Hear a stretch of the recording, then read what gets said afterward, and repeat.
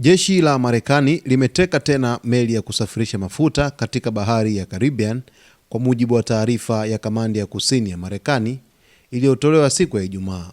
Kwa kushirikiana na idara ya usalama wa ndani, wanajeshi wa Marekani waliruka kutoka kwenye manuari ya kivita ya USS Gerald R. Ford na kuikamata meli ya mafuta iitwayo Moto Tanker Olina bila kutokea vurugu yoyote. Kwa mujibu wa mfumo wa kufuatilia meli baharini wa Marine Traffic, tanka hiyo ilikuwa ikisafiri karibu na Venezuela ikiwa imebeba bendera ya taifa la Timor Leste. Tukio hili linakuja siku chache baada ya Marekani kukamata meli nyingine mbili zinazohusishwa na Venezuela. Moja ilikuwa meli yenye bendera ya Urusi iliyokamatwa katika bahari Atlantiki na nyingine ilikamatwa katika bahari ya Caribbean.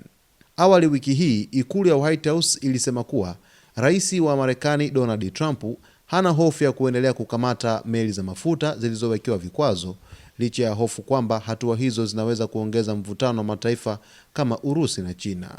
Msemaji wa ikulu ya White House, Karoline Leavitt, aliwaambia waandishi wa habari kuwa rais ataendelea kutekeleza sera ambazo ni bora kwa maslahi ya Marekani. Hii inamaanisha kusimamia marufuku dhidi ya meli zote za Dark Fleet zinazobeba mafuta kinyume cha sheria. Serikali ya Marekani inadai kuwa meli hizi zinatumika kusafirisha mafuta kinyume cha vikwazo vya kimataifa, hasa vinavyolenga Venezuela na washirika wake.